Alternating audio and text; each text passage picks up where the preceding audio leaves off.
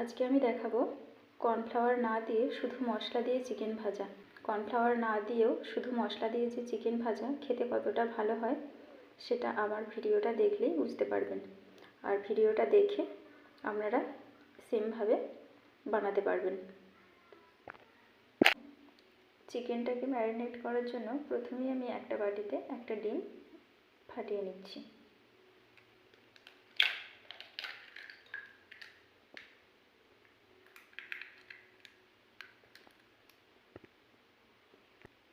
এইবার ডিমের মধ্যে দিয়ে দেব পরিমাণ মতো গোলমরিচ গুঁড়ো,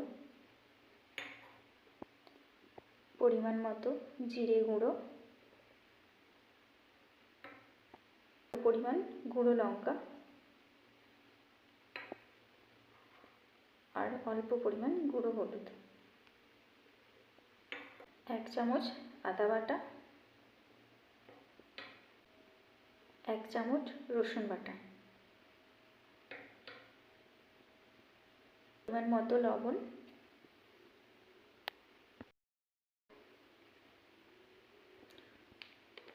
অল্প পরিমাণ সানরাইজের চিকেন মশলা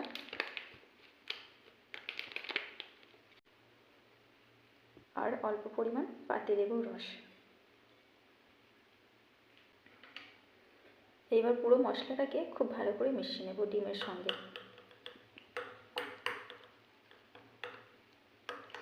ডিম দিলাম এই কারণে যাতে চিকেনের গায়ে মশলাটা পুরোপুরি আটকে থাকে। আর যদি ডিম না দিয়ে মশলাটা শুধু চিকেনের সাথে ম্যারিনেট করি তাহলে চিকেনের গায়ে মশলাগুলো ঠিকঠাকভাবে লাগবে না, কিংবা ভাজার সময় চিকেনের থেকে মশলাটা আলাদা হয়ে ছেড়ে যেতে পারে।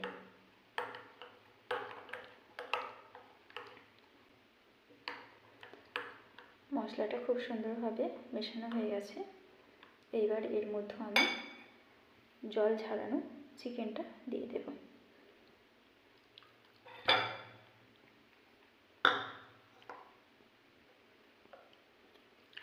চিকেনগুলো মশলাটার সঙ্গে খুব সুন্দরভাবে মিশিয়ে নেব। পুরো চিকেনটা খুব সুন্দরভাবে ম্যারিনেট করে নিয়েছি। এবার চিকেনের মধ্যে মশলাটা যাতে পুরোপুরিভাবে ঢুকে যায় তাই 15 থেকে 20 মিনিট রেস্টিংয়ের জন্য ঢাকা দিয়ে রেখে দেব।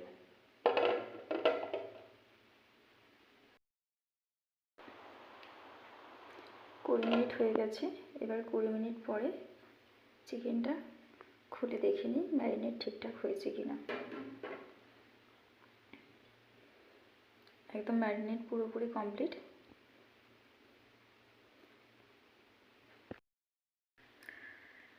এদিকে গ্যাস অন করে আমি কড়াই গরম করতে দিয়েছিলাম। এবার কড়াইয়ের মধ্যে তেল দিয়ে দিলাম।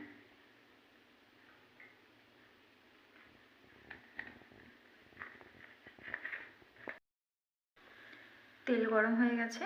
এবার আমি কড়াইয়ের মধ্যে চিকেনগুলো একটা একটা করে দিয়ে দেব। চিকেনগুলো ছোট ছোট পিসে কেটেছি, কারণ হচ্ছে তাহলে সহজে ভাজা হয়ে যাবে আর মশলাটা ভালোভাবে পুরো চিকেনের মধ্যে ঢুকে যাবে। বড় বড় পিস হলে ভাজা হতে একটু দেরি হবে আর মশলাটা পুরোপুরি ভেতর পর্যন্ত নাও যেতে পারে।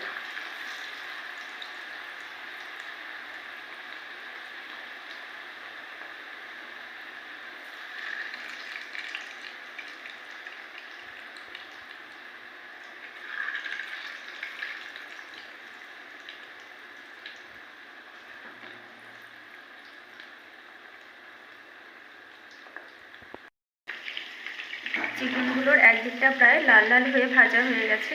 এবার অন্য দিকটা ভাজার জন্য উল্টে দিই। চিকেনগুলো পুরো ভাজা হয়ে গেছে। এবার আস্তে আস্তে কড়াই থেকে তুলে নেব।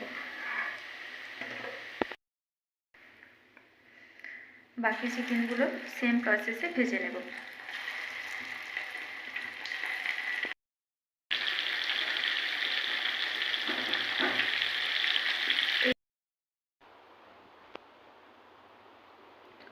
গরম গরম চিকেন ভাজা একেবারে তৈরি। মশলাগুলো বেশ খুব সুন্দরভাবে চিকেনের গায়ে লেগে গেছে, দেখতে পাওয়া যাচ্ছে। খেতেও নিশ্চয়ই খুব সুন্দর হবে। আপনারাও চাইলে আমার মতো বাড়িতে এরকমভাবে ট্রাই করে দেখতে পারেন।